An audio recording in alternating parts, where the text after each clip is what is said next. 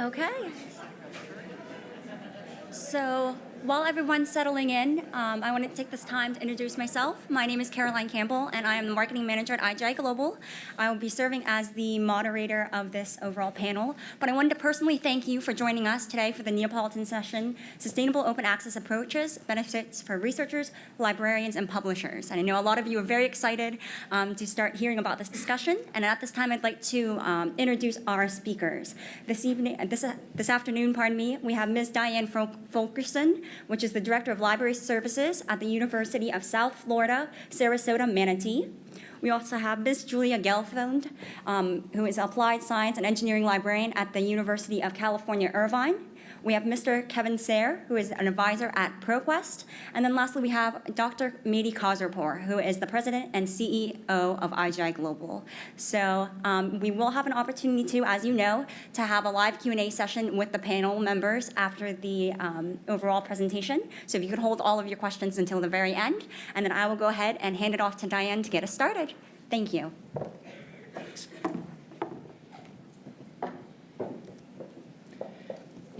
Good morning, everyone.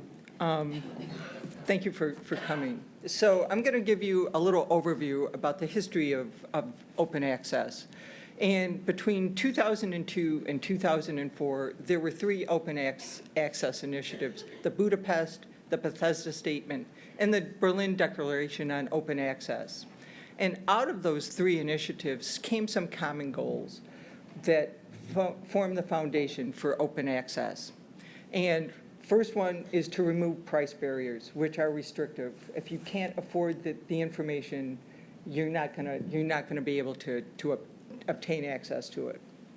Remove the permissions, the copyright barriers, the licensing that also impedes dissemination of information. And last but not least, the only limitation that they wanted to include as part of those initiatives was attribution. So if you're going to reuse it, you're going to share it, please provide the proper attribution. So from there, what came out of those initiatives was also somewhat of a common definition. And that definition is, in the simplest form, is this: that open access publications are digital, they're online, they're free of charge, and free of most copyright and licensing restrictions. So also, we ended up with, there's several different types of models that you can publish your open access materials under. We have green, gold, gratis, Libra, and diamond, and these are just a few. Each one of the different models, publishing models, have different restrictions, licensing fees, access to that information.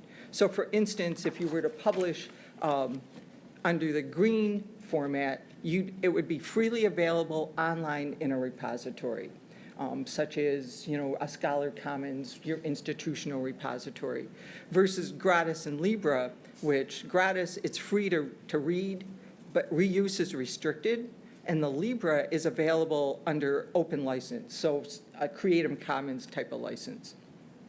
In a 2018 Peer J article, they did a study of what types of models open access publications were the dominant publication model.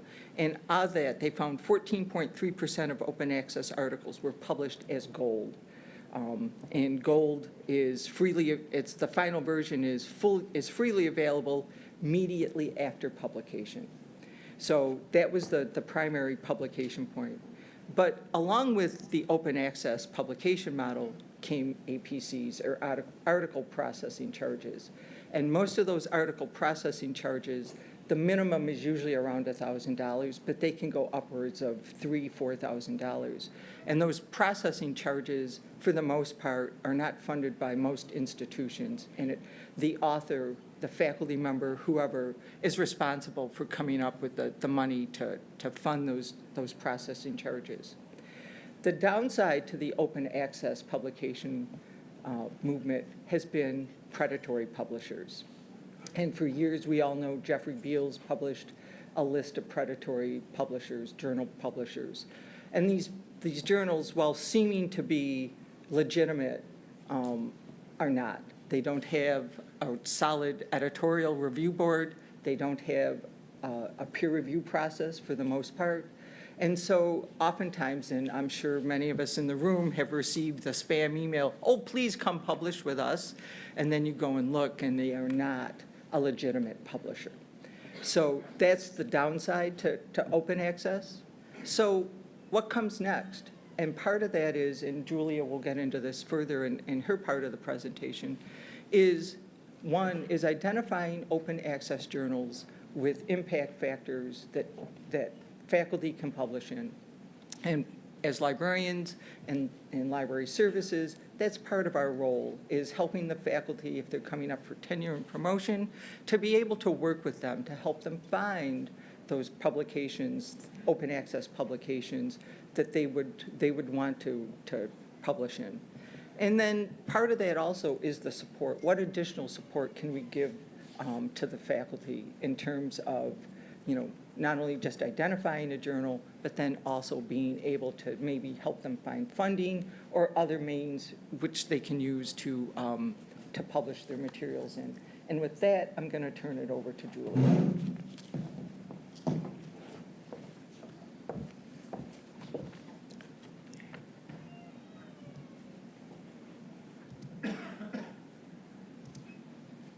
Which way am I going? There you go. No, next one. Okay, so in this oversimplified slide, I sort of have broken it down into basically the inevitability of open access. Currently today, numbers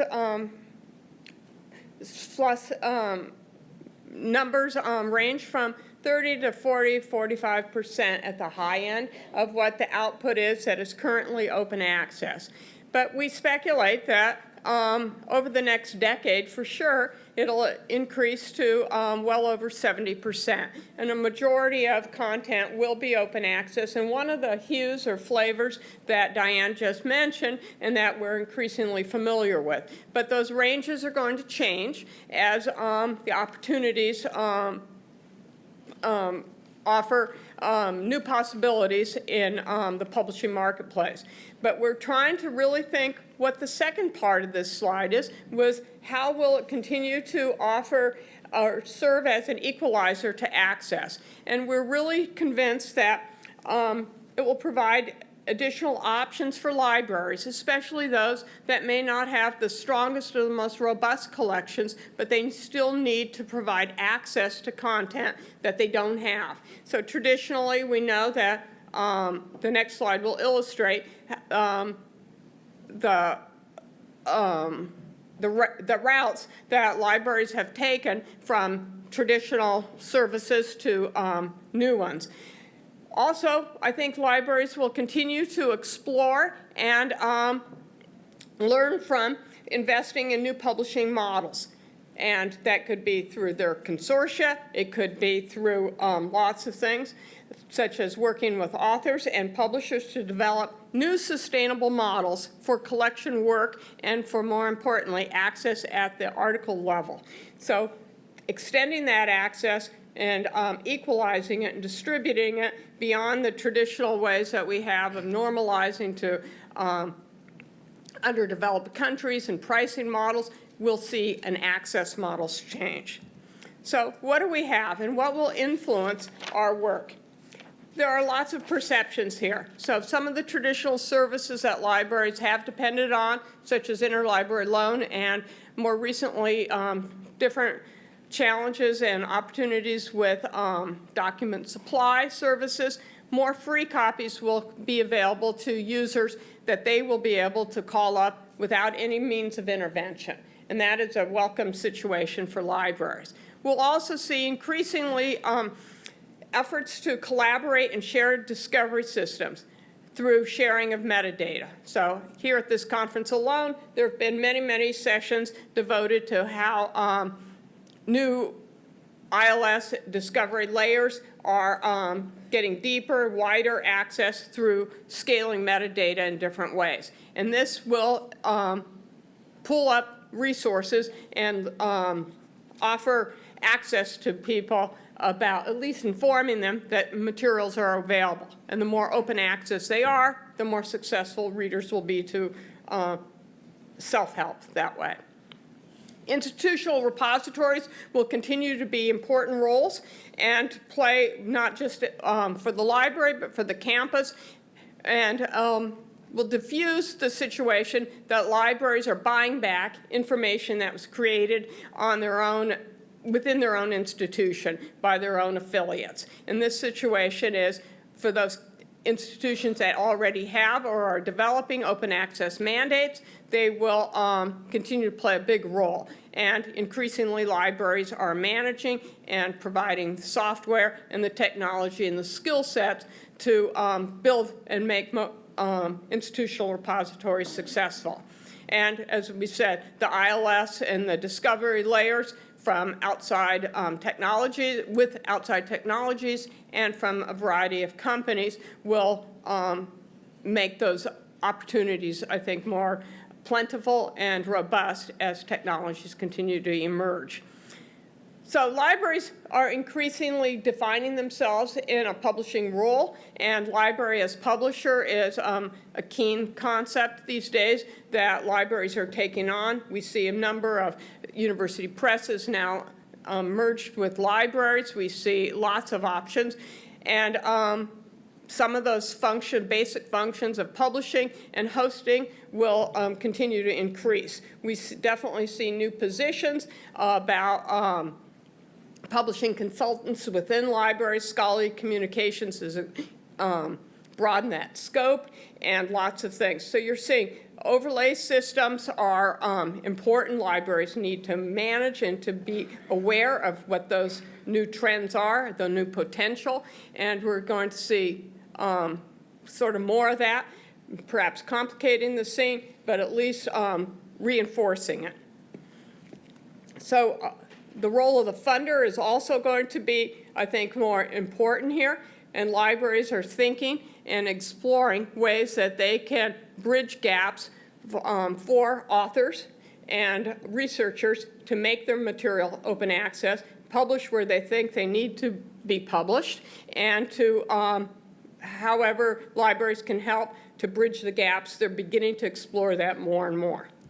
So the final situation here, in my mind, is how do we grow and expand this in a very sustainable way? I think we need to know the costs, the financial implications, and the potential economics for this, and the next speaker is going to address more and more about the ways that we can consider implementation.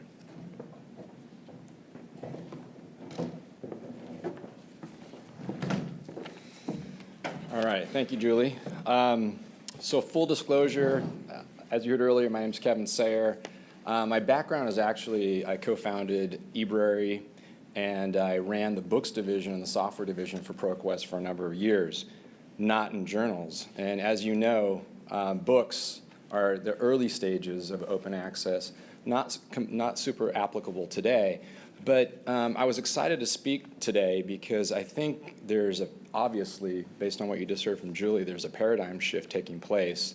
And there are a lot of parallels between what happened in books in the recent years in terms of the shift from print to electronic, the economics around that, the costs involved around that, and what we're seeing now with open access. So it's a very dynamic market right now, and the conditions are changing rapidly.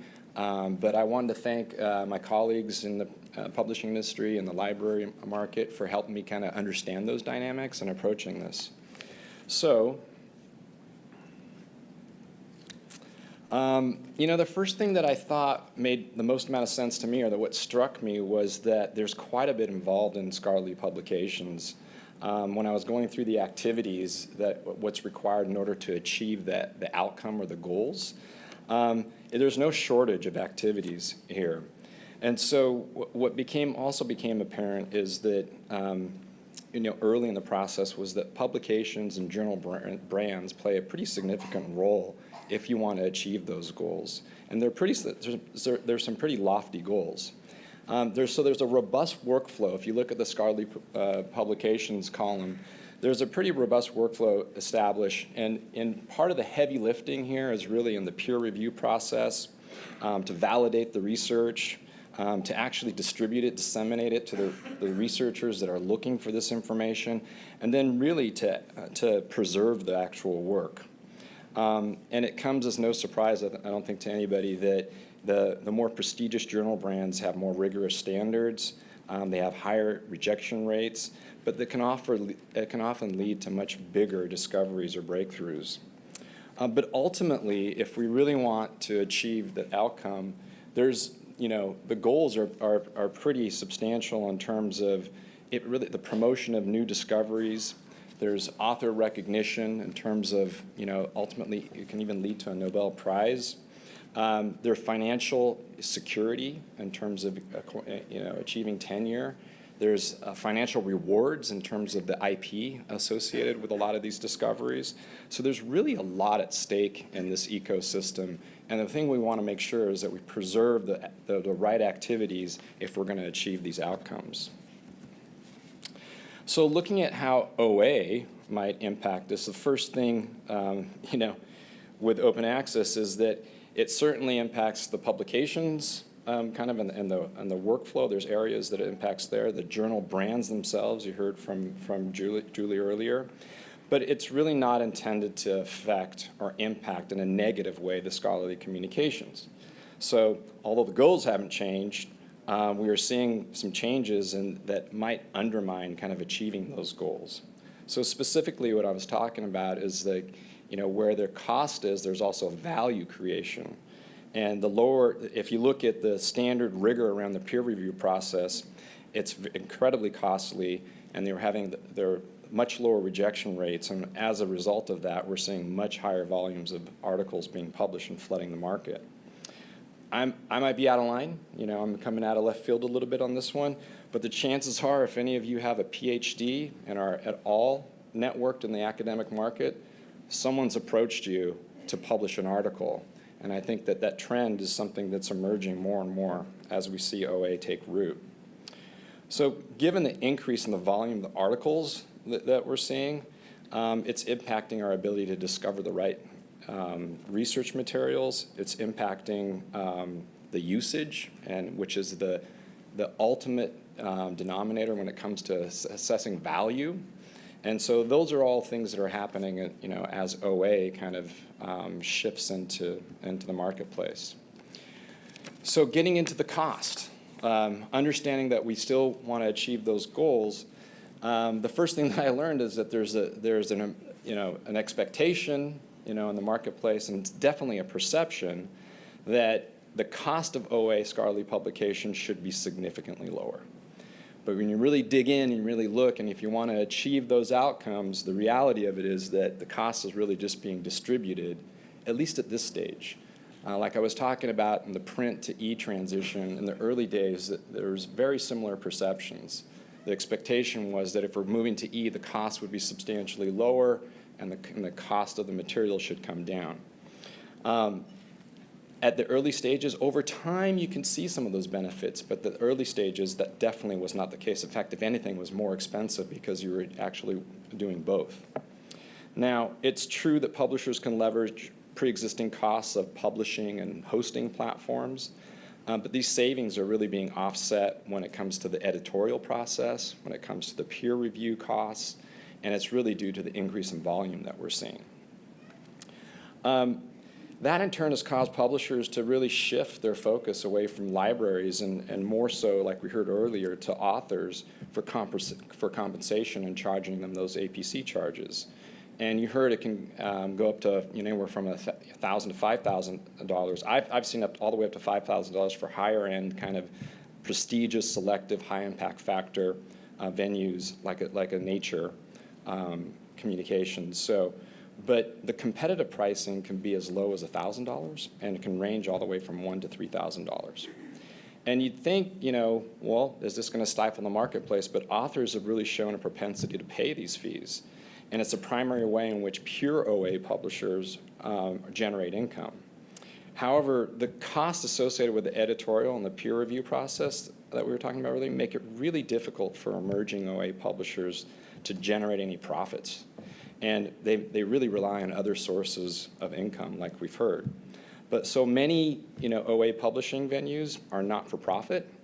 They're not financially self-sustainable, and they're funded by grants, societies, and universities. And all this has a big implication or impact for libraries.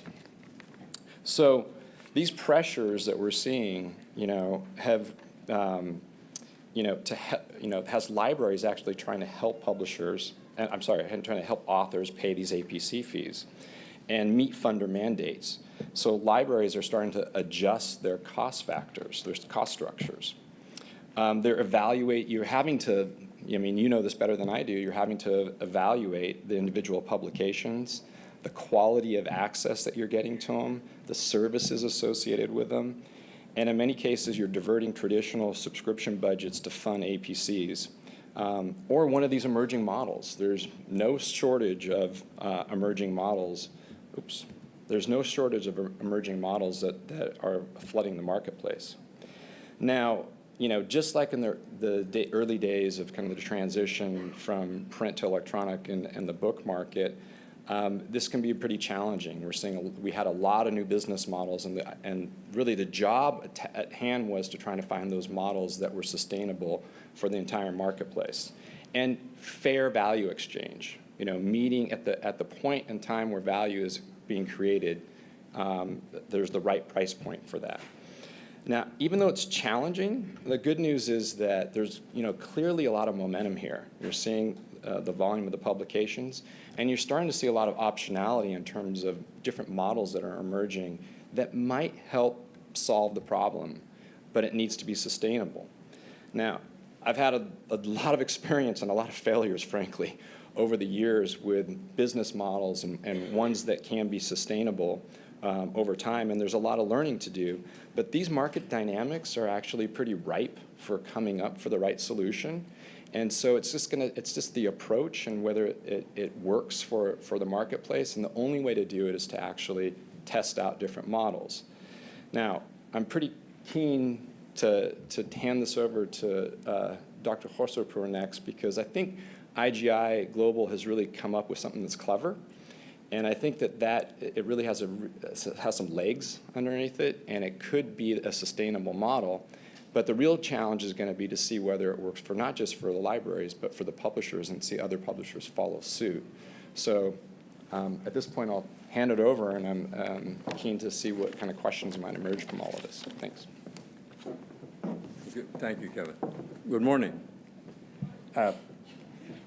As Kevin mentioned, there are different source of funding when it comes to OA, and it should not be any surprise to anybody to see that majority of OA projects are funded by faculty, by researchers. In many cases, they pay out of different grants and funding and whatever, but what we have seen as a publisher of 175 journals, majority of those fees come directly out of their pockets because they want to publish in more OA.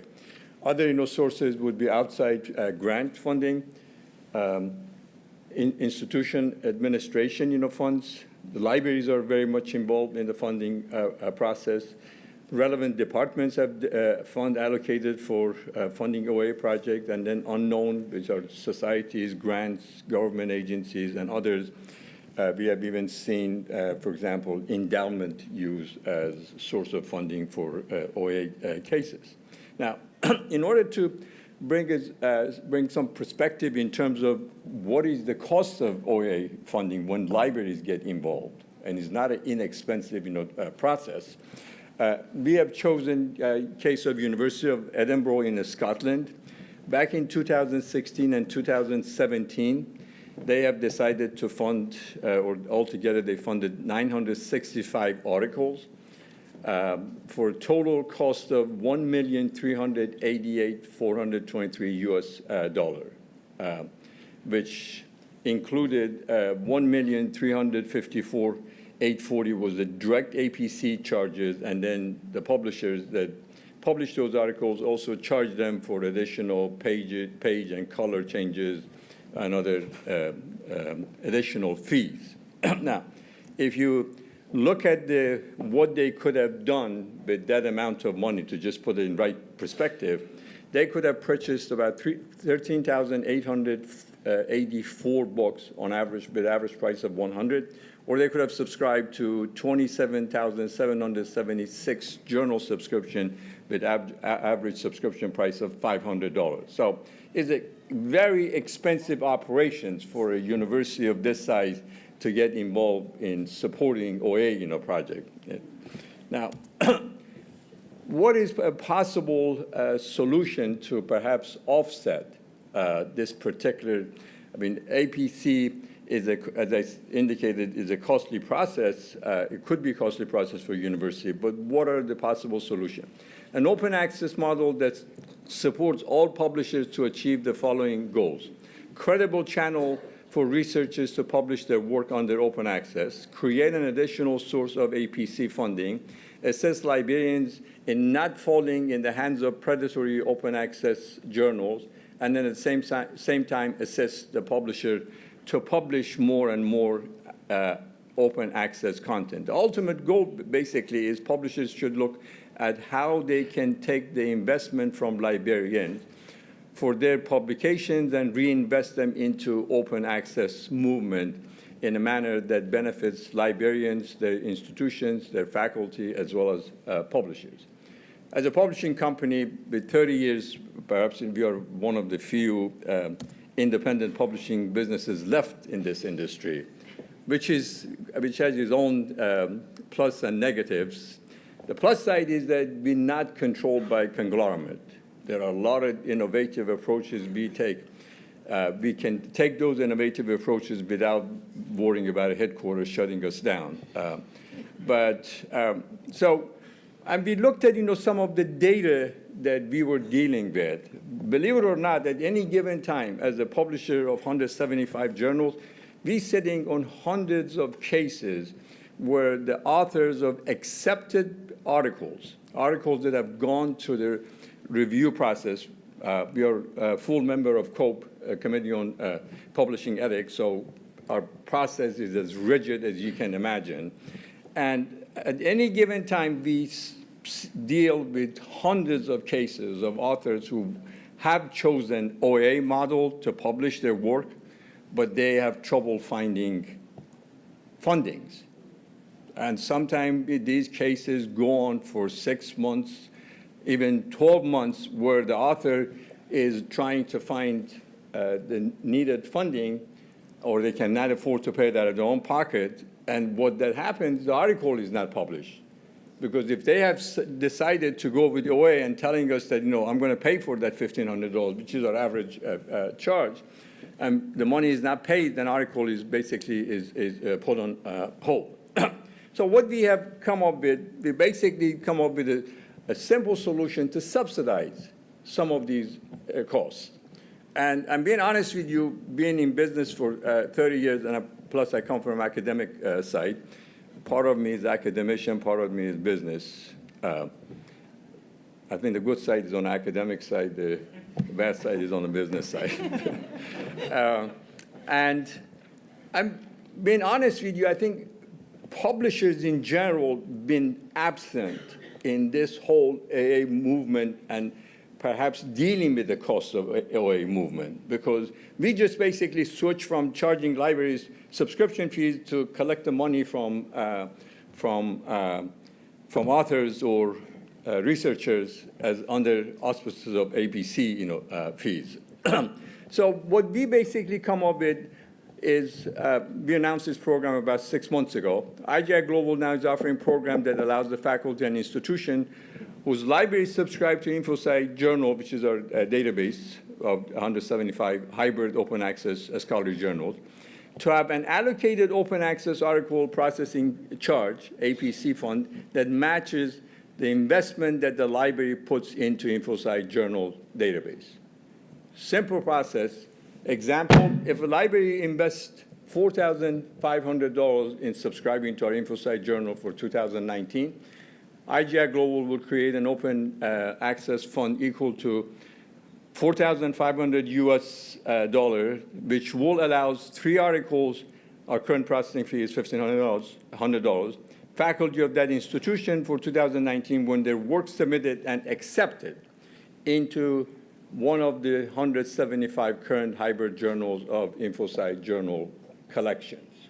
So that basically allows that institution. What we are saying is that the money that is paid for that, and as Kevin mentioned, there is good, better cost involved in producing quality content. Believe it or not, I don't want to downplay it, but the process is a lot of times is like a manufacturing process. Except as the publishers, we are manufacturing, we are producing quality. And now, a quality content means the content has to be validated. And putting that content through validation process costs money, period. I mean, you have to pay to a staff, you have to basically, sometime an article can go through 3-4 rounds of, review, revisions, and copy editing and everything else.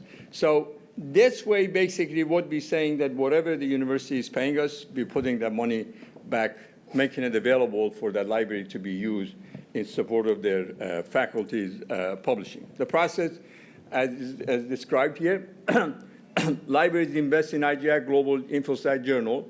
IGI Global creates the open access APC fund, which is a dollar amount that matches the total dollar amount invested. The author or faculty members submit their article under open access to a journal within InfoSci journals.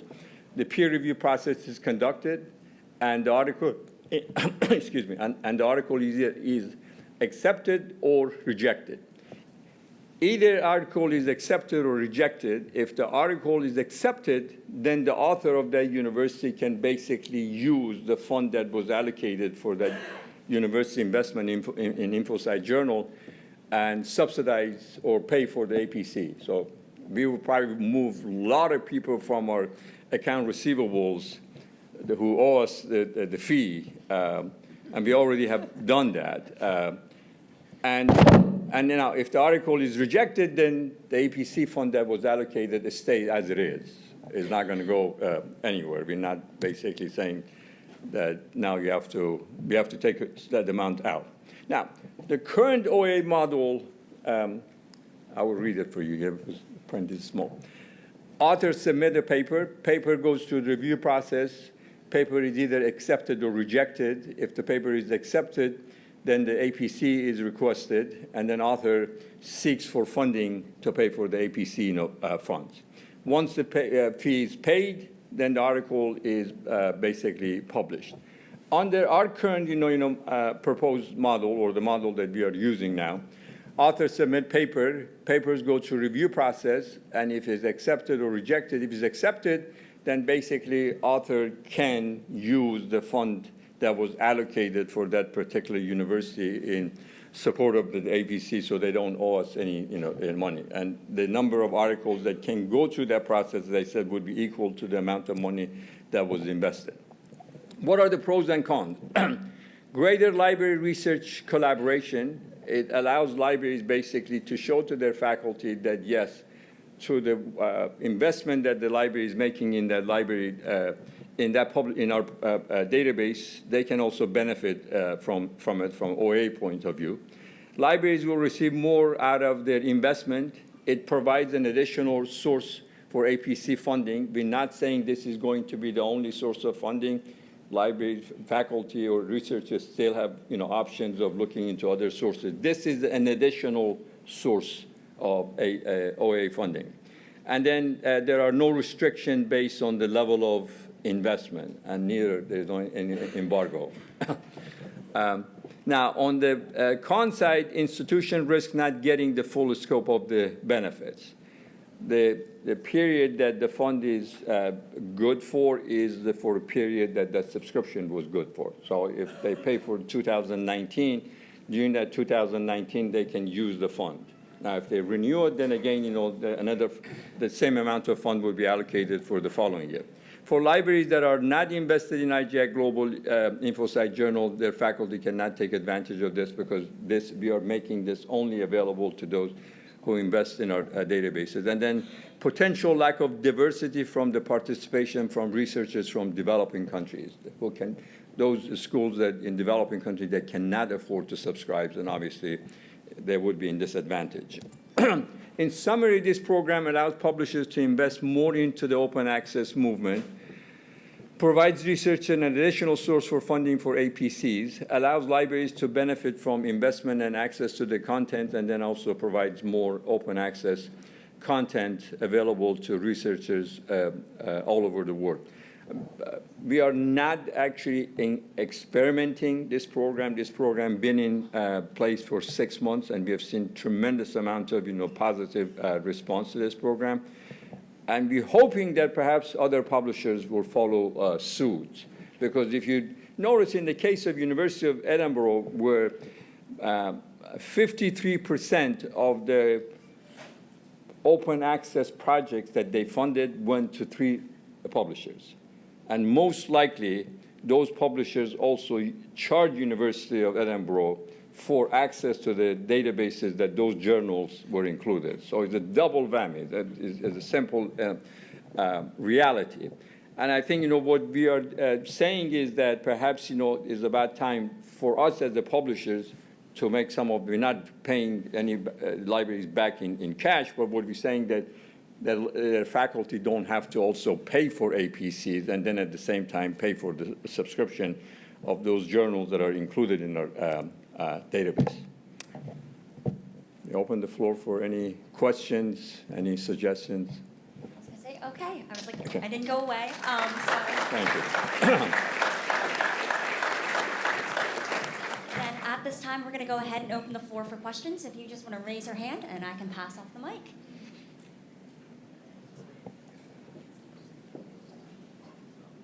Bob Holly, I'm a retired professor of library science from Wayne State University who continues to publish. I'm an open access heretic in this area. My main connection with my library currently is access to library literature and paywall publications. If 80% of publications that I would use become open access, and if discovery tools are created that provide me with efficient access to these materials, I'm going to have much less connection with the library, and I worry that this is a potential development that will be an unexpected negative consequence. I also have never had to pay an APC charge. If I did, I could afford it. And so I worry that some of the things that were described today will lead to less faculty commitment to their academic libraries.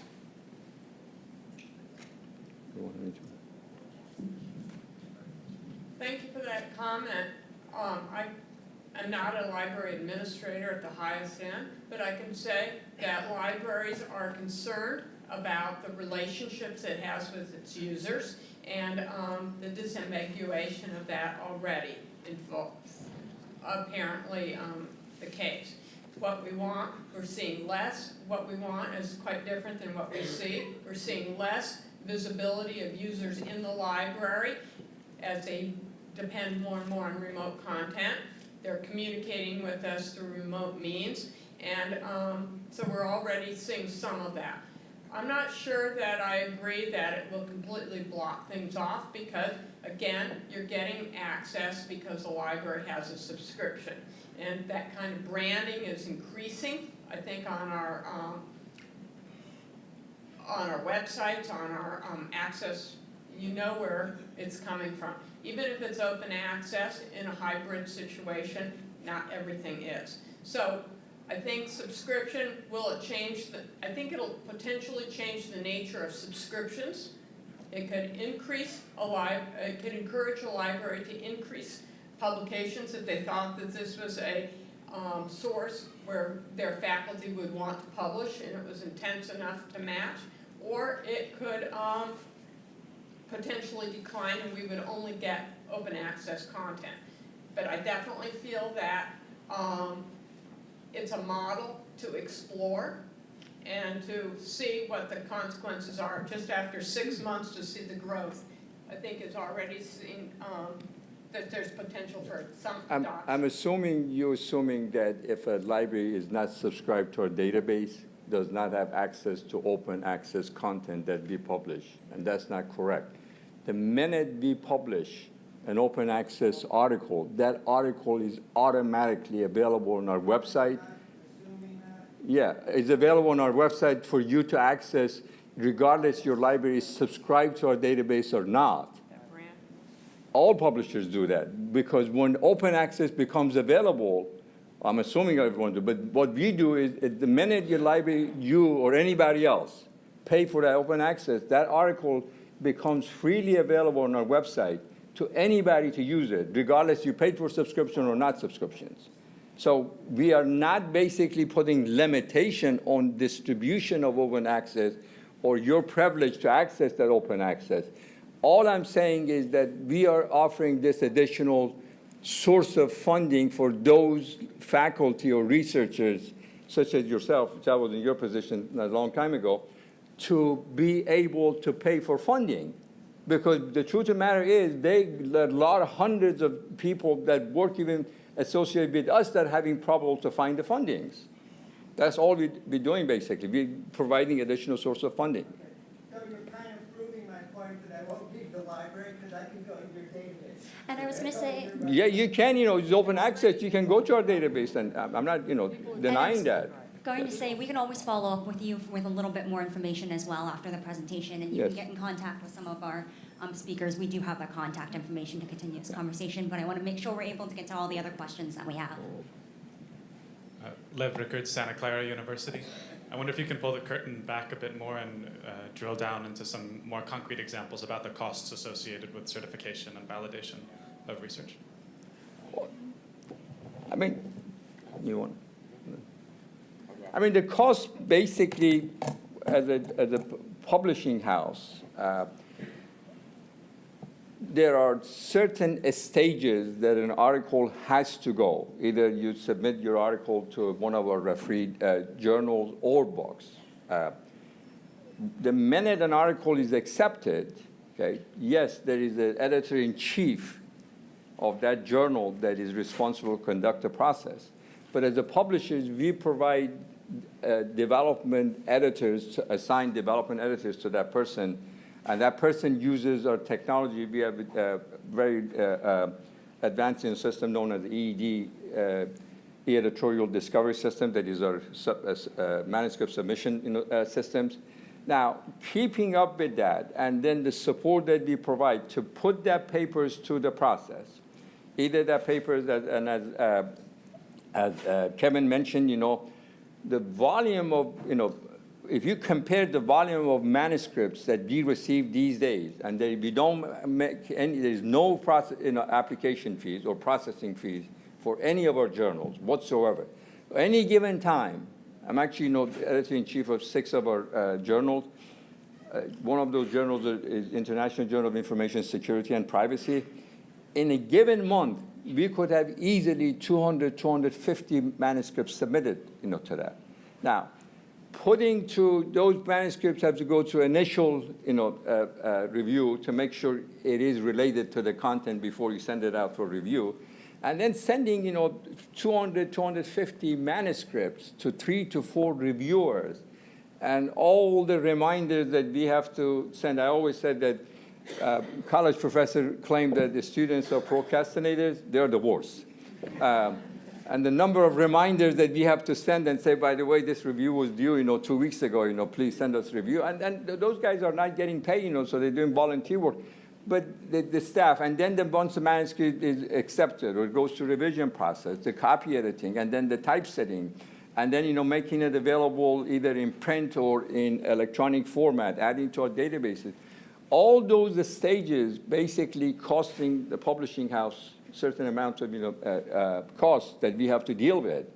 And that's, the advantage that we have because we're not part of a conglomerate, we're very, cost conscientious, Our offices are not in Amsterdam or New York City, Hershey, Pennsylvania. Still, expensive, but not that expensive. but you still, have to basically, keep up with all the other expenses. I mean, we kept our APC charge at the minimum, which is $1,500, considered to be low in comparison to $5,000 or $6,000 that I have heard. But those are some of the costs associated with processing, basically, manuscript before they become publishable. And just to add to that, it's really all over the place, which makes it really difficult to pull the curtain back, as you say. IGI runs a pretty lean, business, and so they're able to actually leverage that. But the one thing that found as a common denominator amongst publishers is that where there are efficiencies or economies of scale, it's really in the platform and the hosting side and the technical side, actually. And so the more the workflow that's automated, the more the workflow that is seamless, the more opportunity it gives those publishers to be able to leverage that.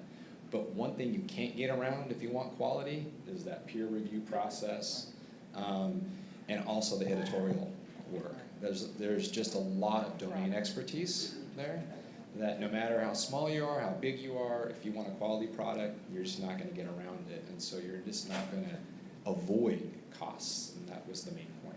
Okay, I was going to say. Any other questions? Hopefully, we'll be able to get through 2 more questions before they kick us out of the room. I know you had one. I just had a follow-up question to the professor sitting next, or 2 doors down from me. Do you participate in your institutional repository? That is a relationship with your library. Right. Okay, I didn't say it would disappear, I just said it would become less. Right.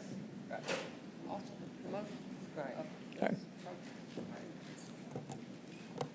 I'm Crystal Hampson from the University of Saskatchewan.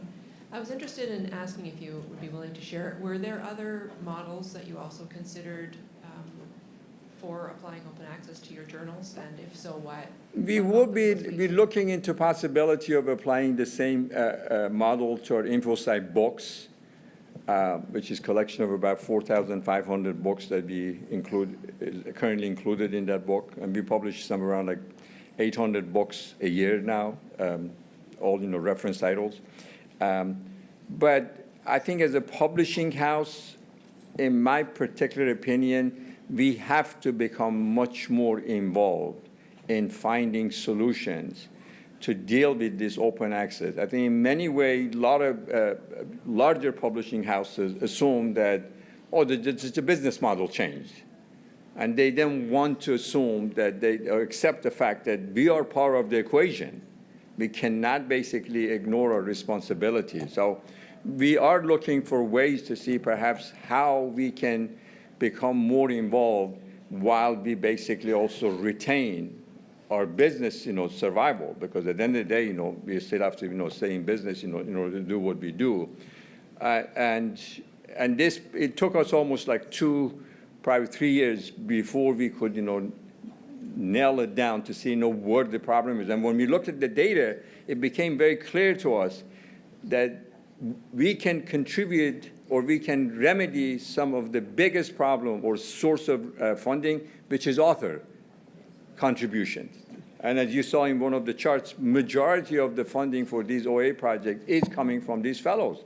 So why not just basically, put some of the money back in support of what they wanted to do, so that can, provide remedy to the library and institutions that they are involved. But I'm sure, if you stay tuned, there will be additional solution that we will probably come up with next few years.